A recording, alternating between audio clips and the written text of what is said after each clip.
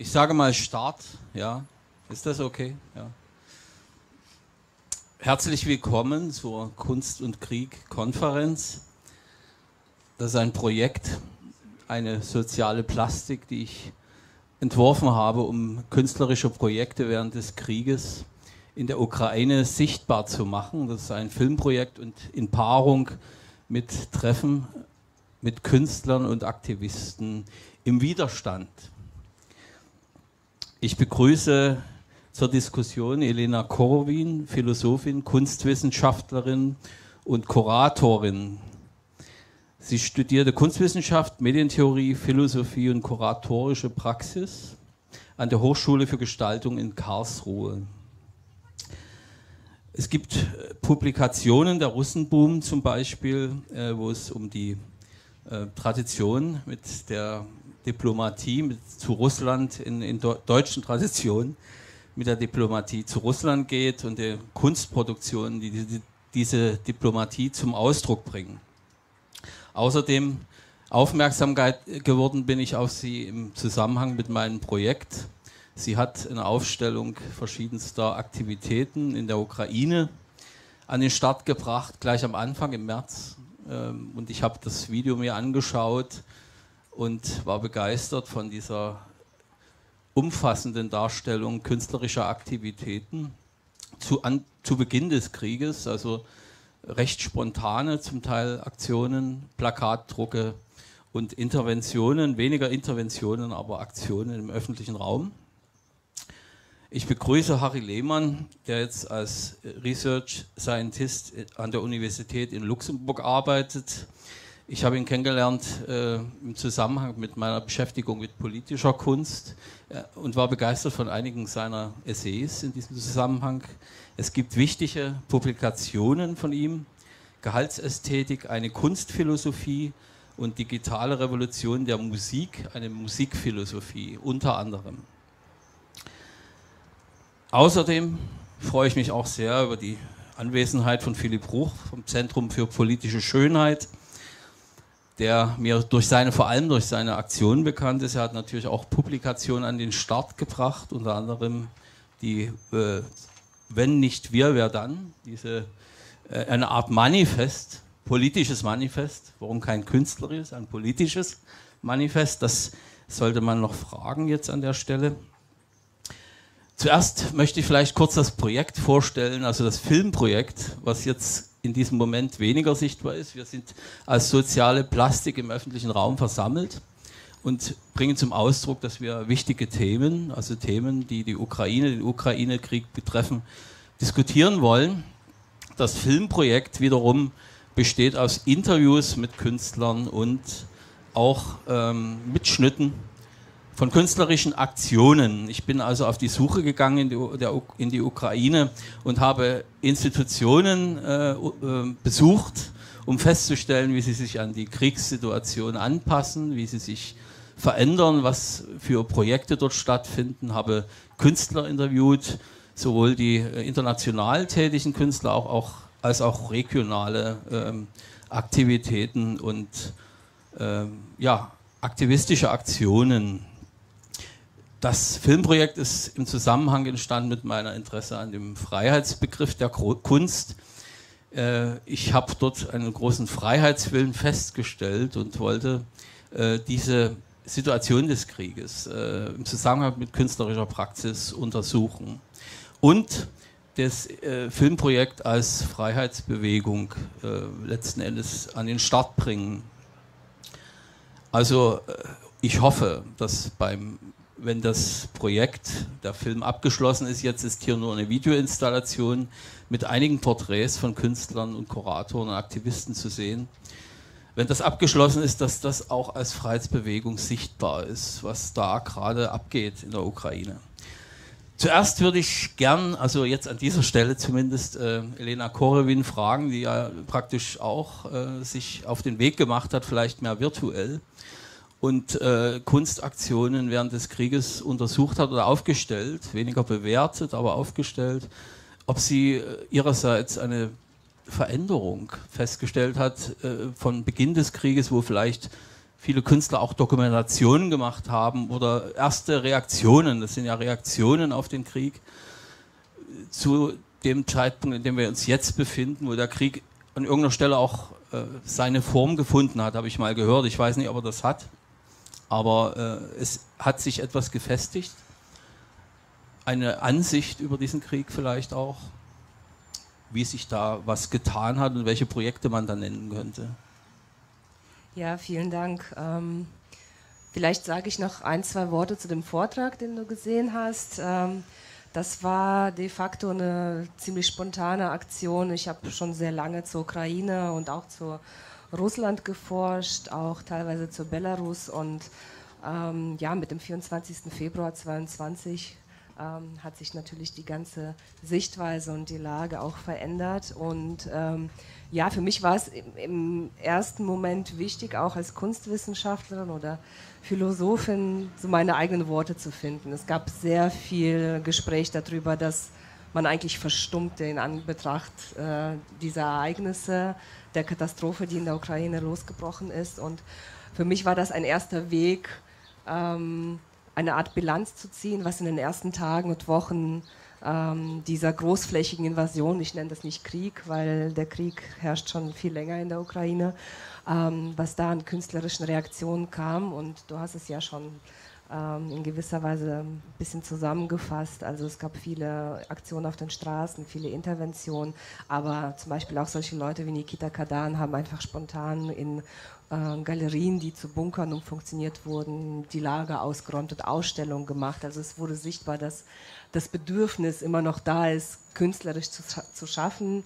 Oder Leute wie Olja Fedorova, die im Bunker dann angefangen hat, ihre Gedichte und Verschwörungen und Texte zu schreiben, die auch zu einer Art Heilungseffekt bei den Menschen, die mit ihr zusammen in diesem Bunker waren, geführt hat. Ja, sie konnte die Wut ausdrücken und da hat sich ganz stark gezeigt, wie auch wenn wir über was kann Kunst oder was soll Kunst sprechen, wie auch so ein freier Drang dazu, irgendetwas zu tun, in diesem Moment dazu führen kann, dass man andere Menschen abholen kann und ihnen auch zur Seite stellen kann als Künstlerin. Weil zum Beispiel Olja Fedorova hat auch gesagt, sie hat ganz lange damit gekämpft, in den ersten Tagen, sie kommt aus Charkiw, also die Stadt, die in den ersten Tagen des Krieges sehr stark bombardiert wurde, dass sie gesagt hat, ich kann keine Waffen bedienen, ich kann keine Waffe zusammenbauen, ich weiß nicht, was ich machen soll und als Konzeptkünstlerin sitze ich da jetzt im Bunker und kämpfe mit mir oder gegen mich selbst, was ich tun kann. Und sie hat aber trotzdem dann gesehen, dass sie sehr wohl was für die Menschen, die sie umgeben, tun kann. Und dazu muss man aber auch sagen, dass es waren spontane Aktionen, aber was häufig immer wieder vergessen wird, ist, dass die meisten KünstlerInnen, die politisch arbeiten oder die gesellschaftlich engagiert arbeiten, in der Ukraine seit 2014 spätestens angefangen haben, Arbeiten zu machen, die die Situation beleuchteten, auch in den Osten gefahren sind und sehr viel auch Fragen gestellt haben und Kunst produziert haben, die im Grunde, wenn man das heute sieht, auch in einer gewissen Weise vorausgesehen hat, wie es sich entwickeln kann. So ist es aber auch bei sehr vielen oppositionellen KünstlerInnen in Russland. Das ist eine ganz andere Situation. Und das, was ich jetzt beobachtet habe in den letzten Monaten oder im Jahr 22 und jetzt im ersten Halbjahr 23, ist, dass diese vielen Aktionen und diese vielen Werken, die entstanden sind, natürlich immer mehr gezeigt werden. Die Sichtbarkeit ist gegeben. Es gibt sehr viele ukrainische Ausstellungen, auch alleine hier in Berlin oder Dresden jetzt gerade eine sehr große Show eröffnet. Und das ist alles wahnsinnig wichtig natürlich und es ist auch wichtig, dass diese Sichtbarkeit gewährleistet ist, dass auch Russland mal anders betrachtet wird, wie das einfach sehr lange nicht passiert ist. Aber ich bin da auch einer Meinung mit Nikita Kadan, den ich ein sehr wichtiges Sprachrohr für ukrainische Kunst- und Kulturszene finde und der sagt, ja, es ist ganz schön, wenn die Institutionen in Deutschland da ihr Häkchen setzen können. So, wir haben eine ukrainische Ausstellung gemacht und die Menschen das auch sehen, aber eigentlich ist es vor allem jetzt gerade an der Zeit, auch längerfristige Projekte zu planen und ein bisschen darüber nachzudenken, außer das auszustellen. So eine Aufarbeitung der letzten Jahre, wenn nicht Jahrzehnte und auch Zukunftsaussichten zu bieten. Also es ist natürlich eine große Forderung, aber oft erübrigt sich das in der Ausstellung und im Besuch der Ausstellung. Eine Frage hätte ich noch an der Stelle.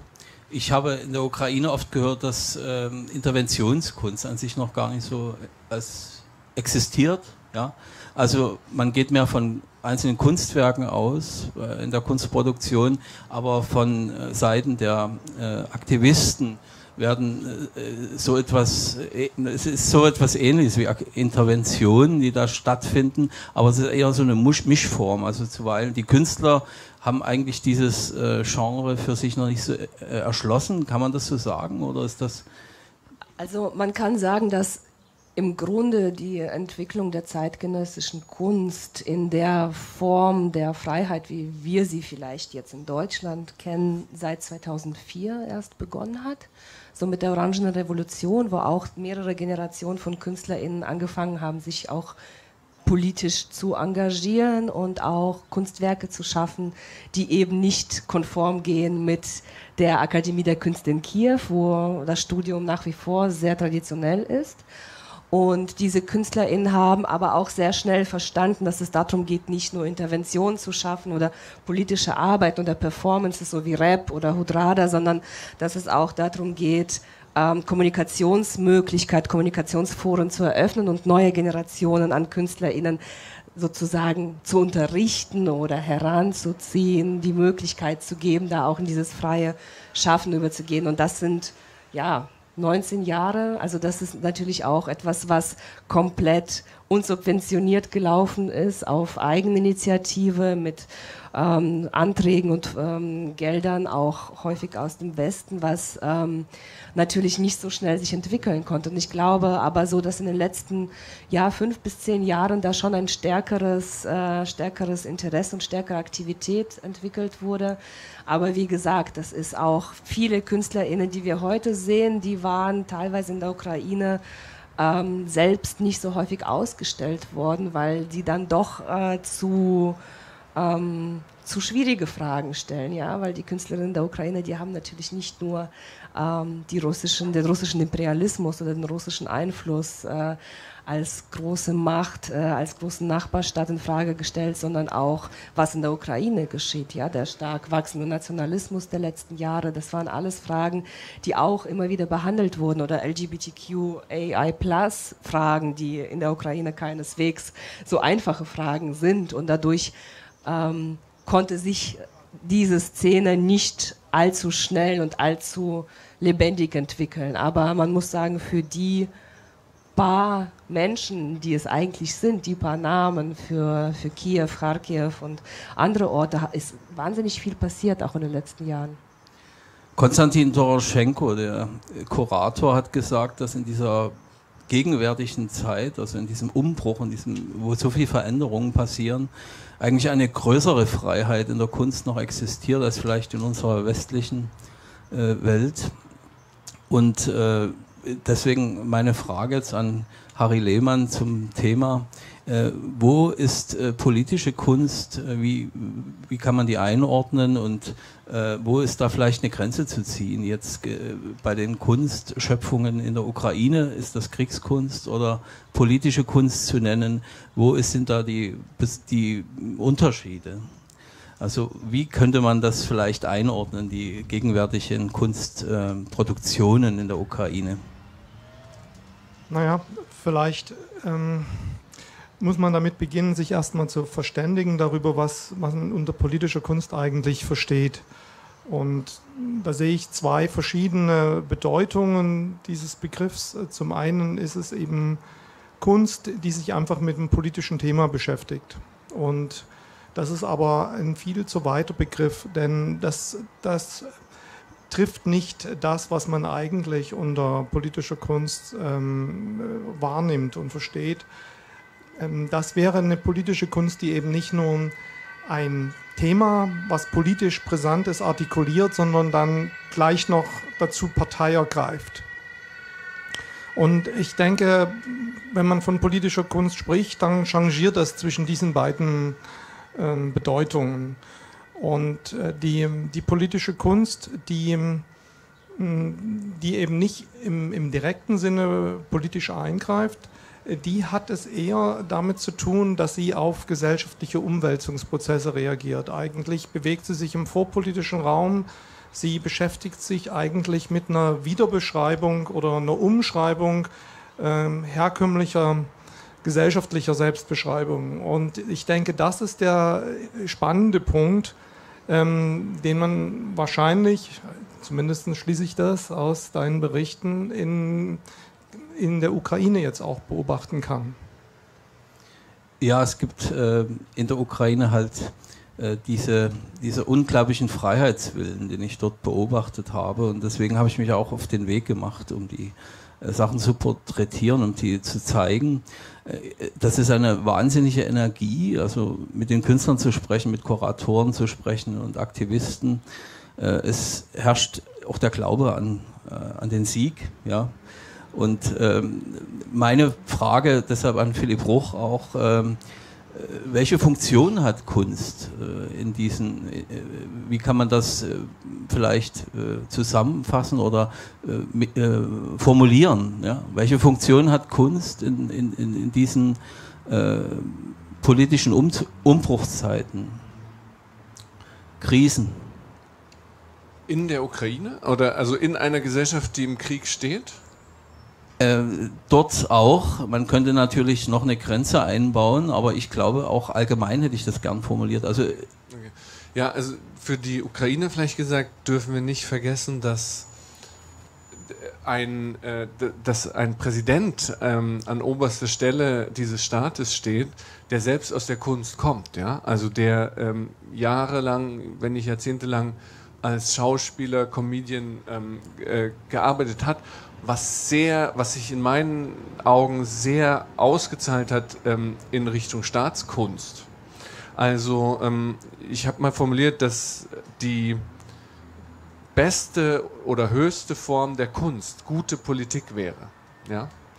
Und das fing von Anfang an so an, ja, I need ammunition and not a right und ähnliche Sätze, also das Mut machen, das Hoffnung geben, das auch Verkörpern des Staates durch einen eher jungen Hoffnungsträger. Man stelle sich vor, ein 60-jähriger Oligarch hätte die Ukraine zum Zeitpunkt des Angriffs 2022 gelenkt oder geleitet. Wie wäre die Sache ausgegangen in den ersten Kriegstagen?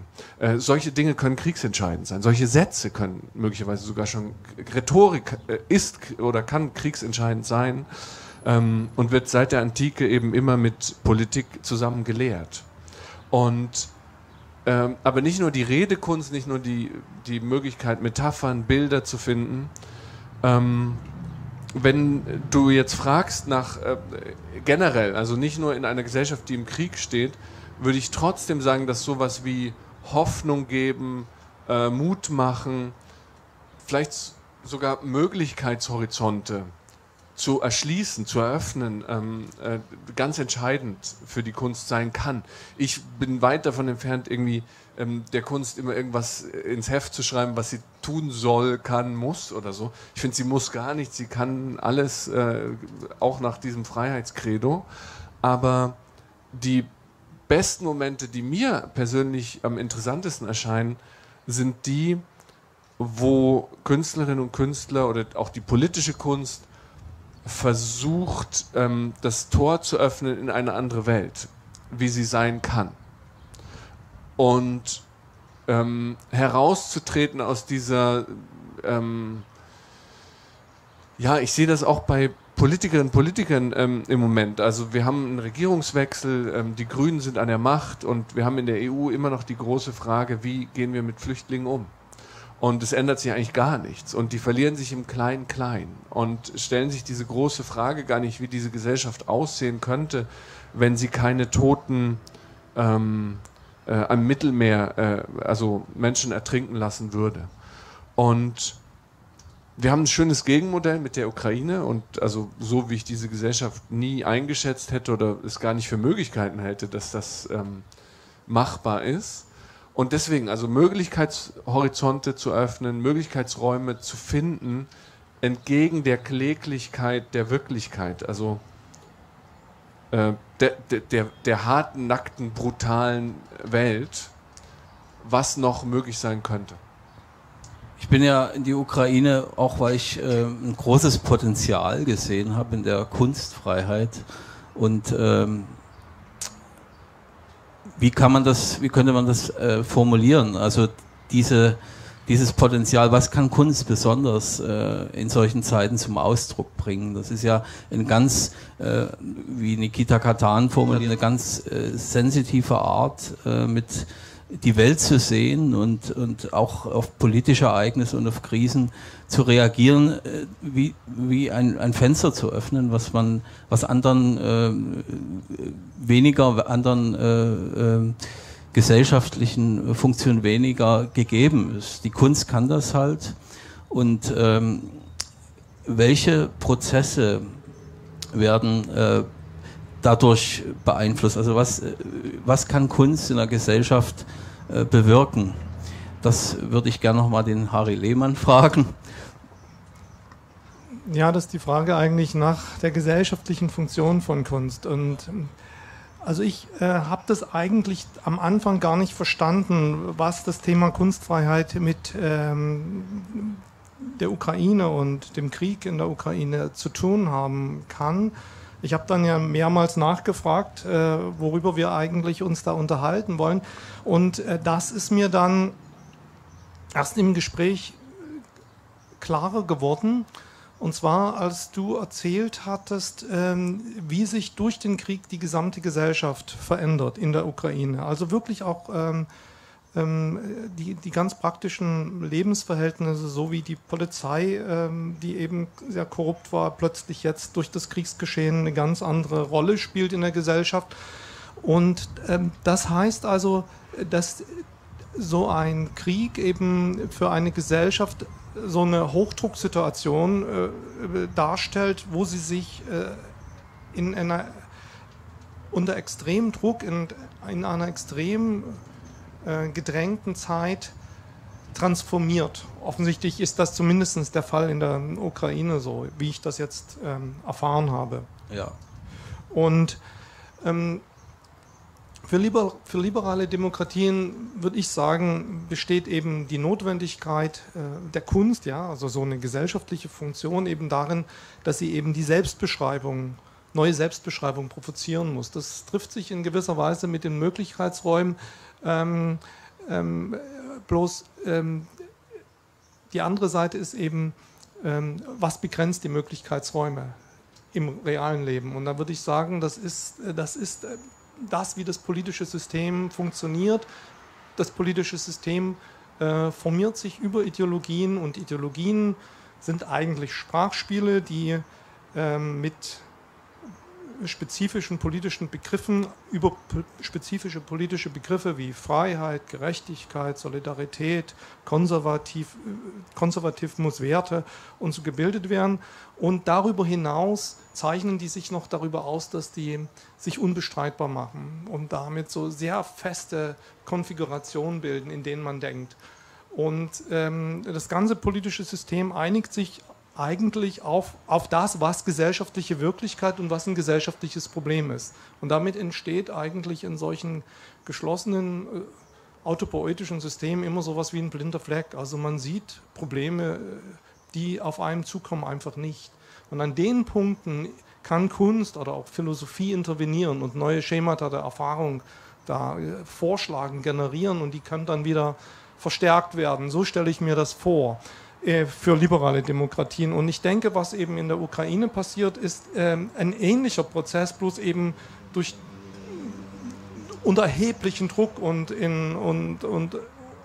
wo alle Prozesse auch beschleunigt sind, dass eben dort auch sich dieses Selbstverständnis der Gesellschaft und diese Selbstbeschreibung der Gesellschaft, die eben fast Jahrzehnte und ja fast vielleicht sogar ein Jahrhundert von Entwicklung überspringt, dass das jetzt eben dort besonders deutlich wird und was du dann als so eine ganz spannende, knisternde Atmosphäre dann empfunden hast. Und ist das auch als Chance zu sehen eigentlich jetzt, diese Situation, oder wird sich das, zeichnet sich das eher so ab, dass eventuell sich dann wieder die Strukturen verfestigen und es weniger eine Revolution sein wird, sondern wieder alte Strukturen greifen. Ich sehe das eher als eine Chance, aber ich wundere mich darüber, es gibt ja jetzt sehr viele Projekte mit ukrainischen Künstlern, es werden Ausstellungen organisiert und so weiter,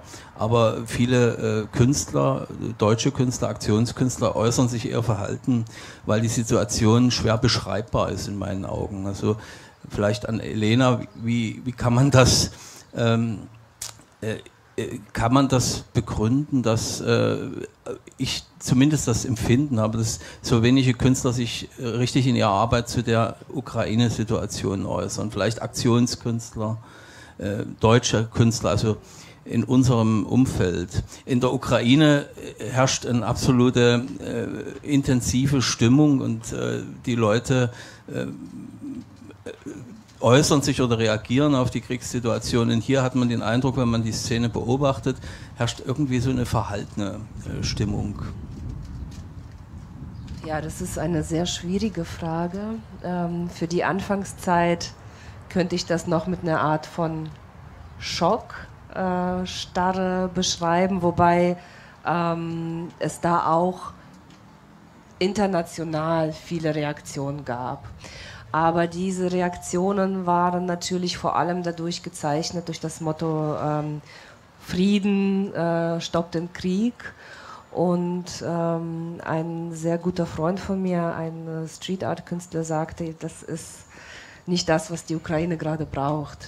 Also Frieden ist für uns jetzt gerade keine Frage, sondern wir brauchen Waffenlieferung, wir brauchen Unterstützung, und ich glaube, das ist der große Unterschied, weil natürlich dieser Wunsch nach Frieden sehr stark ist und die Künstlerinnen in der Ukraine aus einem ganz anderen Setting kommen, und da gebe ich auch Philipp Bruch recht. Das hat auch sehr viel mit dem Präsidenten des Landes zu tun. Das sehen wir nicht nur in der Art, wie die Künste auch aktiv werden, mobilisiert werden, durch verschiedene, sowohl kulturpolitische Projekte, aber auch durch eigene Initiativen von KünstlerInnen. Aber man sieht das auch zum Beispiel in der gesamten Meme-Kultur oder in der Art, wie der gesamte Content aus der Ukraine, der ja uns im Grunde zum größten Teil virtuell erwischt oder erreicht, wie cineastisch der ist, wie gut durchdacht er ist, wie unglaublich professionell auch alles gemacht und übertragen wird. Und deswegen glaube ich, es ist aber im Grunde nur meine Vermutung, für die deutschen KünstlerInnen schwierig, da genaue Position zu beziehen, weil ja auch wir das sowohl in der Politik als auch in der Gesellschaft sehen. Also zwischen wir wollen Frieden, nie wieder Krieg und Waffenlieferungen und Unterstützung für die Ukraine und Angst, das eigene Wohl bei kompletten Russland-Boykott zu verlieren, sei es jetzt Gaslieferung oder was auch immer es ist. Es ist ein schwieriges Lavieren. Und ich glaube, dieses politische Lavieren schlägt direkt auch auf die Gesellschaft, Kunst- und Kulturszene auch um. In der Ukraine gibt es ja auch unterschiedliche Wege, die Gesellschaft zu gestalten oder die Situation mitzugestalten. Die Künstler teilen sich da grob gesagt in zwei Lager. Die einen vielleicht Chana Kadyrova, die mit ihren verkauften Steinscheiben Flusssteine hat sie gefunden im Exil, also sie ist aufs Land gegangen, geflohen aus der Kriegssituation und hat diese Scheiben oder Teile dann, die im Prinzip wie Brot aussehen, Brotleib, der Stein und einzelne Brotscheiben, verkauft, um mit dem Erlös das Militär zu unterstützen. Nikita Kadan wiederum wehrt sich gegen diese, also es ist nicht unbedingt ein Konflikt entstanden oder so, Aber er sagt, er will das Militär nicht direkt unterstützen, sondern ihm ist mehr daran gelegen, Volontärsarbeit mit seinen oder Flüchtlingen zu helfen, mit dem Erlös seiner Werke. Also es gibt da schon auch Unterschiede, mit der Situation umzugehen. Da ist vielleicht die Frage angebracht an Philipp Ruch. Welche Möglichkeiten hat Kunst überhaupt, die Gesellschaft mitzugestalten? Und inwieweit wird das dann wieder abgelöst nach so einer Umbruchphase von sich festigenden Strukturen? Es geht ja in deiner Arbeit eigentlich auch darum, nachhaltig einzugreifen. Also es gibt irgendwie so einen Anspruch an eine Eingreifen und Veränderung und politisches Bewusstsein, das auch nachhaltig sein soll. Und es gibt aber viele deiner Projekte, die von vornherein fast unrealisierbar erscheinen. Wie geht man damit um? Neben der Implikation des Scheiterns, das ja auch ein Kennzeichen von Kunst überhaupt sein kann. Aber wie realisiert man also aus der eigenen Erfahrung heraus diese Veränderungsschub, den Kunst erzeugen kann, und wie nachhaltig ist es? Also mir stellt sich so dar in den letzten 12, 13 Jahren, dass wir eigentlich immer mehr ins eigene Land zurück vertrieben worden sind. Ja? Also wir haben begonnen mit Aktionen in Srebrenica und Syrien und Saudi-Arabien und so weiter. Und plötzlich gründete sich im eigenen Land eine rechtsextreme Partei. Der Rechtsextremismus, wir wissen das alle, hat historisch gesehen den Holocaust zu verantworten in diesem Land. Und plötzlich sitzen die wieder im Parlament. Und ich bin mir also zumindest wenn ich jetzt hier eben für die Interventionskunst reden soll oder Aktionskunst, da haben wir einen anderen Anspruch. Also der Anspruch ist nicht, sich mit den eigenen Gefühlen auseinanderzusetzen und dann das irgendwie auszudrücken oder so, sondern Machtverschiebungen zu beobachten, zu bewirken vielleicht auch. Und da, wo ich sagen würde, wir uns am besten auskennen, das ist dann sowas wie psychologische Kriegsführung. Und mich würde es gar nicht wundern, wenn wir im Nachgang, also in 10 Jahren oder so, lesen, dass sehr viele Künstlerinnen und Künstler in diesem Krieg wirklich an vorderster Front damit beschäftigt waren, psychologische Kriegsführung zu betreiben. Ja? Und also sei es jetzt fürs Militär, staatlich betrieben, aber vielleicht auch paramilitärisch aus dem eigenen Homeoffice raus. Und irgendwelche russischen Soldaten auf Tinder oder sonst wo zu orten. Und diese Form, also die Möglichkeiten, die sich bieten mit den Ansprüchen, die man hat, kann man vielleicht nachher dann Kunst drauf etikettieren oder so, oder mit Sicherheit wird man das tun, aber das ist notwendig, dass wir da gar nicht sehen im Moment, was das ist und was da passiert. Also ich würde das, was wir auch zu einem großen Teil tun, ist gar nicht ausstellungsfähig oder man will gar nicht, dass es ausgestellt ist, sondern das wird getan. Und das sind, wie man sich das eben so vorstellen kann, also die einen Künstler können dann irgendwelche Panzerattrappen bauen, ja, die anderen tun das digital. Und da gibt es große Spielräume. Und deswegen glaube ich, dass der Krieg auch als Phänomen auch in der Geschichte der Menschheit im Zweiten Weltkrieg beispielsweise sehr viele Künstlerinnen und Künstler aufgesogen hat. Und die haben dann eben, also nehmen wir die Surrealisten, ja, die haben dann irgendwelche Passstempel gemalt, ja, weil sie besonders gut fälschen konnten. Also da hat sich dann rausgestellt. Und in Marseille beispielsweise die gesamte intellektuelle Elite, die floh vor Hitler, versucht haben, da rauszuretten. Ja.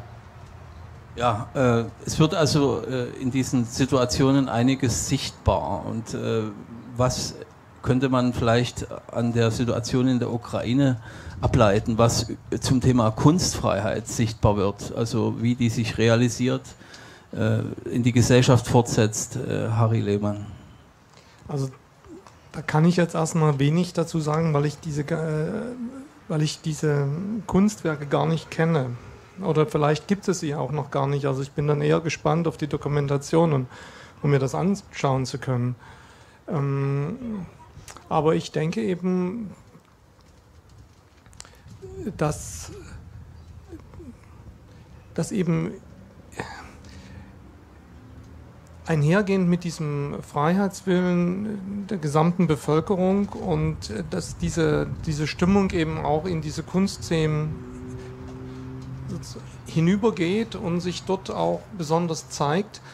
Und man muss dann schauen. Es kann schon sein, dass in so einer Atmosphäre dann besonders innovative und überraschende Dinge entstehen. Also das könnte ich mir schon vorstellen. Du sprichst ja auch von der Politisierung der Künste, ja, in zumindest einem Essay, das ich gelesen habe. Und wie kann man diese Politisierung der Künste, wo sind da die Ursachen? Also wie zeichnet sich das konkret ab in der Gesellschaft? Und gibt es noch Parallelentwicklungen, die man vielleicht nennen müsste, also ja, in diesem Zusammenhang? Ja gut, ich interessiere mich wirklich eigentlich für alles, was im Kunstsystem passiert, eben von den neuesten Entwicklungen der KI eben über Digitalisierung bis hin eben zur Politisierung. Und ich denke, und mit Politisierung meine ich eben so etwas wie, dass die Documenta eben eine sehr politische Veranstaltung geworden ist, beziehungsweise als solche wahrgenommen wurden in der Öffentlichkeit. Und wenn man sich damit beschäftigt, kommt man nicht umhin, sich wirklich dann auch an politischen Theorien zu orientieren. Also die Kunstgeschichte hilft einem da nicht viel weiter. Und ich sehe inzwischen zwei Gründe, die eigentlich so einen Synergieeffekt ergeben haben und diese Politisierung ausgelöst haben in westlichen Demokratien. Zum einen gab es eben schon seit vielen Jahrzehnten ein dominantes Paradigma, das Paradigma der Postmoderne, was eben auch schon seit einiger Zeit schal geworden ist. Also man kann eben nicht mehr den Kunstbegriff wirklich erweitern und es gibt eigentlich nichts mehr, was nicht dekonstruiert wird. Und mit diesem Unbehagen sind insbesondere dann jüngere Generationen von Künstlern konfrontiert, die versuchen, da für sich einen Ausweg zu finden, um innovativ sein zu können. Und wenn also diese kunstimmanente Entwicklung, dass Kunst auf Kunst reagiert und versucht sich zu überbieten, wenn die erschöpft ist, dann gibt es eine andere Option, nämlich dass man sich wieder mehr an der Welt orientiert. Die Welt verändert sich, es gibt politische Probleme, neue Probleme und darauf kann man reagieren. Und das ist also ein neuer Modus, dass man eben sich mehr an Gehalten orientiert, um neue Kunst zu schaffen. Und das trifft aber auf eine andere Entwicklung, nämlich eine, die in der Gesellschaft selbst ausgelöst wird. Und jetzt gibt es verschiedene Theorien darüber, was politisch jetzt passiert eigentlich in Westeuropa. Also ich finde, am produktivsten ist eine Theorie des politischen Realignments, die davon ausgeht, dass eben das politische System sich alle 40, 50, 60 Jahre an neuen Konfliktlinien ausrichten muss, weil sich die Welt so verändert hat, dass das politische System eben andere Fragen beantworten muss mit anderen Strategien. Und das betrifft dann sowohl Regierung als auch Opposition, rechts wie links. Und da ist eben eine These, mit der ich arbeite, dass die alte Links-Rechts-Unterscheidung eben nicht mehr funktioniert, weil eben wir eine Transformation durchleben von der Industriegesellschaft zu einer Wissensgesellschaft und das geht einher damit, dass es Globalisierungsgewinner und Globalisierungsverlierer geht, was wiederum eine Erklärung anbietet, warum es zu rechtspopulistischen Revolten in der Gesellschaft kommt und der Ausbildung solcher Parteien, warum Volksparteien untergehen, warum sich neue Parteien bilden, warum die Konflikte durch die Parteien hindurchgehen. Und in dieser Umbruchssituation befinden wir uns eben und in solchen Umbruchssituationen sind eben die politischen Akteure ein Stück weit orientierungslos. Und in diese Orientierungslosigkeit da gibt es Chancen für politische Kunst. Da gibt es in erster Linie erstmal Chancen für politischen Aktivismus. Also der gewinnt eine Orientierungsfunktion, die er sonst nicht hat in der Gesellschaft. Und gleichzeitig würden natürlich mit diesem Bedeutungszuwachs vom politischen Aktivismus auch die Option, politisch aktiv zu werden in der Kunst, die wird eben bedeutsam. Und dann hat man eben diese zwei Entwicklungen, die zu so einem Synergieeffekt führen, wo eben man insgesamt von einer Politisierung der Kunst sprechen kann, glaube ich. Wird diese Politisierung auch von den Krisen, die uns umgeben, aufgeladen? Das ist die Frage, was Ursache, was Wirkung ist. Ja, in gewisser Weise gehe ich davon aus, dass es natürlich gesellschaftliche Entwicklungen sind, die diesen politischen Transformationsprozess auslösen und damit eben auch die Politisierung der Kunst auslösen. Also und der Ukraine-Krieg, das ist eben, der gehört, glaube ich, eigentlich mit zu diesem Umbruchprozess hinzu, weil sich dann eben, es bildet sich eben auch außerhalb der westlichen liberalen Demokratien eine politische Kräfte, die aktiv diese Gesellschaft versuchen zu bekämpfen. Und der Krieg in der Ukraine ist eigentlich der Inbegriff einer Entwicklung, die liberale Demokratien in Frage stellt, von außen. Was kann man tun in dieser Situation? Wie kann man die Künstler am besten unterstützen? Oder wie sieht die ideale Kooperation aus mit ukrainischen Künstlern? Wie kann man das befördern? Elena? Ja, also ich denke, der erste Schritt ist ganz klar, die Sichtbarkeit schaffen und auch den Leuten zuhören. Also eigentlich im Grunde das, was du machst. Ja? Es wird viel Überbau betrieben, es wird viel durch die Medien an Binsenweisheiten verteilt, aber im Grunde muss man die Menschen selber sprechen lassen und denen nicht nur die Sichtbarkeit im Ausstellungsraum bieten, sondern auch die Sichtbarkeit oder die Hörbarkeit dessen, was sie zu sagen haben.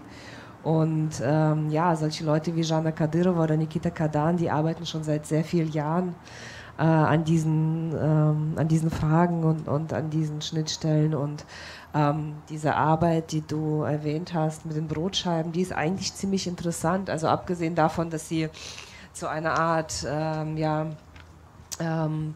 Finanzierung für die Streitkräfte dient, ist es eigentlich auch eine symbolisch sehr aufgeladene Arbeit, weil diese Steine, die sie im Exil eigentlich im Westen der Ukraine in Flüssen gefunden hat, sie an diese Brotlaibe erinnerten.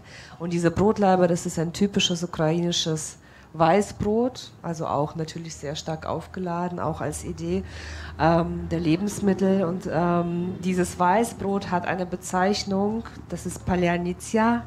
Ich spreche es auch falsch aus, aber dieses Wort hat in den letzten 8 Jahren den Feind vom Freund unterschieden, weil die Russen und Russinnen das nicht aussprechen konnten. Das heißt, die ukrainische Bevölkerung konnte, wenn sie dieses Brot in irgendeiner Art und Weise ins Gespräch eingebracht hat, erkennen, ob das jemand ist, der spioniert, der gerade Invasion betreibt, oder ob das ein Einheimischer ist. Denn selbst wenn die Menschen Russisch sprechen, können sie UkrainerInnen sein. Also das auch nochmal zu dem Thema dieser psychologischen Kriegsführung oder dieser Feinheiten. Und das ist eigentlich eine sehr eine interessante Arbeit im Gesamtzusammenhang, symbolisch und auch formal, ästhetisch und in der Funktion. Und ich glaube, dass es das Wichtigste ist, also wirklich da auch mal sich genau mit auseinanderzusetzen. Ich habe auch in allen meinen Vorträgen immer wieder versucht, die ganzen Kanäle, Social-Media-Kanäle von den Leuten offen zu legen, damit einfach Menschen selber sich da mal mit auseinandersetzen und sich das selber anschauen, weil letztendlich ist vieles, was wir hier über die Premium-Feuilletons erfahren, auch nur ein kleiner Ausschnitt davon, was eigentlich passiert und was die ukrainischen KünstlerInnen fördern und fordern. Und das ist eben das, was ich auch mit Kadan gesagt habe, dass es vor allem darum geht, auch so schwer es ist, auch in die Zukunft zu denken und auch weit in die Vergangenheit zurück. Es gibt auch großartige politisch-analytische Bücher von zum Beispiel Sergei Medvedev aus Russland, der im Grunde im Jahr 2012 die gesamte Entwicklung der letzten 5 Jahre vorausgesagt hat. Nur keiner kannte diese Bücher. Ja. Und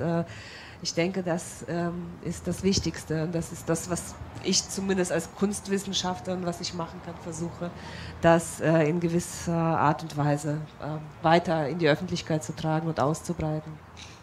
Ich war ja auf meiner zweiten Tour in der Ukraine mit dem Künstler Aljoscha unterwegs. Der hat mir einige Kontakte zugespielt und ich war auch dabei, wo er seine Intervention gemacht hat in seinem Geburtsort Lossowa. Wir waren in einem Hospital und er hat dort seine Bioismen, seine Skulpturen aufgebaut. Die bleiben dann am Ende auch dort hängen und die Frage tat sich natürlich auf, wie das überhaupt möglich ist. Solche Interventionen machen ja auch viel sichtbar in der Gesellschaft. Er hat gesagt, okay, man kann das eigentlich nur machen, wenn man ein berühmter Künstler ist, weil der Kunstdiskurs in der Provinz eigentlich gar nicht existiert und die Leute sich fragen, was macht man da eigentlich? Und wenn Sie aber googeln und Sie sehen, man hat da sehr viele Einträge und Sie sehen, okay, das ist der Aljoscha, ein großer Künstler, dann freuen Sie sich auf den Besuch. Er fotografiert dann nach der Tätigkeit, nach der Intervention, er nennt das Intervention und sagt auch ganz konkret, dass Interventionen noch gar nicht so bekannt sind in der Ukraine. Er fotografiert nach der Intervention dann die Arbeiterinnen, vor allem Arbeiterinnen in Hospitälern und anderen Einrichtungen. Schulen waren die ersten Orte, die er aufgesucht hat. Und es war immer beim Filmen so ein Rest Unsicherheit vorhanden meinerseits, inwieweit das die richtige Form ist, die Kunstszene abzubilden. Und auch der Diskurs über mein Projekt ist mir zum Teil erschienen wie als würde ich da etwas überstülpen, zum Beispiel eben die Freiheitsbewegung, die ja an sich so gar nicht formuliert ist, aber sich abzeichnet. Deshalb würde ich noch mal gern alle Beteiligten hier vorne fragen, was die Rolle von Kunst in Kriegs- und Krisenzeiten ist. Also das war so ein zentrales Motiv, das habe ich fast alle Interviewpartner und auch die Künstler gefragt, aber ich glaube, dass das von unterschiedlichsten Seiten reflektiert nochmal ein ganz anderes Statement ergibt. Deshalb nochmal an alle eine Frage dieser Art. Also was ist die Rolle von Kunst in Kriegs- und Krisenzeiten? Das ist vielleicht ein bisschen komisch formuliert. Das Rolle, also die Funktion, ich hatte es ja schon gefragt, aber ich würde gern, dass jeder da nochmal von seiner Seite vielleicht ein Statement dazu gibt. Vielleicht Elena zuerst oder? Ja, okay. Ja, also ich würde sagen, die Kunst hat ganz viele Rollen. Also ich bin da auch sehr weit von entfernt, irgendwelche Zuschreibungen zu machen oder zu sagen, so und so hat es zu funktionieren. Und auch wenn man das gesamte Facettenreichtum betrachtet, der Kunst der letzten 1,5 Jahre oder der letzten 9 Jahre in der Ukraine, was für verschiedene Rollen sie bekleidet hat, also Reflexion, Suggestion, Mobilisation, Heilung, Aufbau, gibt es ganz unterschiedliche Rollen und ich finde, dass zumindest mit dem Freiheitsbegriff, dass du da gar nicht so sehr überstülpend agiert hast, denn das ist ja im Grunde das, worum es schon ganz lange ging, den KünstlerInnen vor allem sich zu lösen, ja, die Freiheit auch. Also wir haben jetzt seit letztem Jahr im Grunde die ganzen Dekolonialisierungsfragen zum ersten Mal gehört, ja, die Russland betreffen und die Ukraine und die ukrainischen KünstlerInnen beschäftigen sich ganz lange damit und jetzt ist eigentlich die Zeit, wo das zum ersten Mal wirklich auf den großen Bühnen der Politik, aber auch der Kunst verhandelt wird. Und deswegen vielleicht eine nicht so eindeutige Arbeit, aber ich glaube, die Kunst spielt eine wesentliche Rolle im Krieg, aber auf ganz unterschiedlichen Ebenen. Harry, hast du noch ein Statement dazu, zu diesem? Also ich habe ja im Wesentlichen schon die Frage so aus meiner Sicht beantwortet. Vielleicht kann ich kurz unterbrechen, das ist großes Potenzial an die Kunstfreiheit und ich zweifle daran, dass dieses Potenzial gegenwärtig genutzt wird. Also ich versuche das immer noch ein kleines bisschen zu erforschen, inwieweit man das Potenzial Kunstfreiheit besser nutzen kann. Mir scheint es so, dass sich das zum Teil erschöpft, sowohl im Markt, Kunstmarkt, als auch in diesen unterschiedlichen individualistischen Äußerungen die Kunst an sich zeitigt. Aber ich glaube, dass da ein Potenzial ist, was sehr bezeichnend sein kann für die Gesellschaft und motiviert und Antrieb liefert. So auch eine soziale Plastik. Es wird von außen eigentlich wahrgenommen, dass wir uns über ein Anliegen diskutieren, dass wir darüber reden. Und wir tun das im öffentlichen Raum. Und ich glaube, dass dieses Bewusstsein, das muss man immer wieder anschieben. Man kann das nicht ruhen lassen. Also man muss eigentlich immer wieder diese Formulierung über diese Sachverhalte stärken. Ja. Also was man wohl mit Sicherheit sagen kann, ist, dass dieser Krieg in der Ukraine ganz erhebliche Auswirkungen hat auch auf unsere Kultur. Diese Auswirkungen sind jetzt nicht absehbar, weil das auch sehr davon abhängt, wie sich das alles entwickelt. Und also im günstigsten Fall kann man sich erhoffen, dass eben in der Ukraine eben eine Generation auch heranwächst, die eben durch diese Kriegserfahrung geprägt ist und damit einer ganz anderen Unbedingtheit auch wieder Kunst macht. Und das kann man ja nur erfrischend sein. Ja, also so eine Möglichkeit sehe ich schon.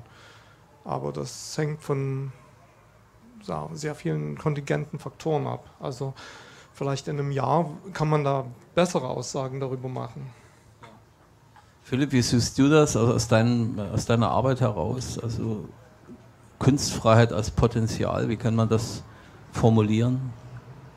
Ja, ich glaube tatsächlich, der Widerspruch könnte nicht stärker sein, weil natürlich die Künste immer mit der eigenen Verletzlichkeit auch konfrontiert sind und sie thematisieren und sie verhandeln. Und ein Krieg, der sozusagen die eigene Stärke bedingt, das natürlich in Konfrontation bringt, in Kollision bringt zueinander. Mir ist grundsätzlich, glaube ich, diese Position immer gar nicht so sympathisch, oder diese Vorstellung, das ist aber, glaube ich, unsere Vorstellung, gar nicht so sympathisch, dass da irgendwelche Künstlerinnen und Künstler Kunst machen und angeschaut werden, was machen sie denn da, ja? Also was soll denn das? Also ich glaube, im Gegenteil, das ist unter Kriegsbedingungen freuen sich die Menschen, dass es das auch noch gibt.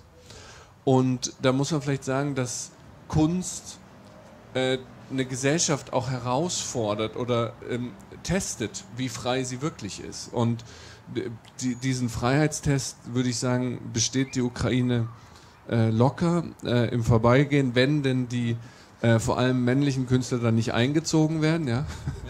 Müssen. Aber grundsätzlich ist dann großer Spielraum und Freiraum und der geht ja auch nicht mit unseren Vorstellungen einher. Also die Ukraine steht mitten im Krieg und in Kiew wird das Gegenmodell, also das westliche Leben blüht, ja, also die Menschen sitzen in Cafés und leben ihre Freiheit. Und das soll auch so sein, meiner Meinung nach. Und deswegen ist sozusagen die Vorstellung, dass ausgerechnet die Kunst sich dann rechtfertigen muss plötzlich oder rechtfertigen soll dafür, was sie tut, ist mir gar nicht so sympathisch, sondern